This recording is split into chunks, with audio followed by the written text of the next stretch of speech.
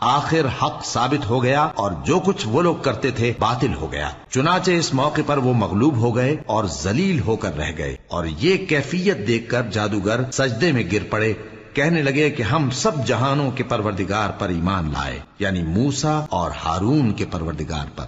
فرعون نے کہا پیشتر اس کے کہ میں تمہیں اجازت دوں تم اس پر ایمان لے آئے، بے شک یہ فریب ہے جو تم نے مل کر شہر میں کیا ہے تاکہ اہل شہر کو یہاں سے نکال دو، سو ان قریب اس کا نتیجہ معلوم کر لو گے۔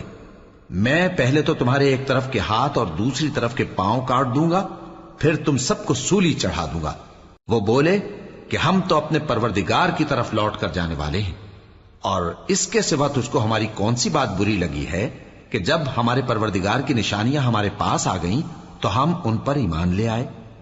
اے پروردگار، ہم پر صبر و استقامت کی دہانے کھول دے اور ہمیں فرمانبرداروں کی حالت میں وفات دیجیو۔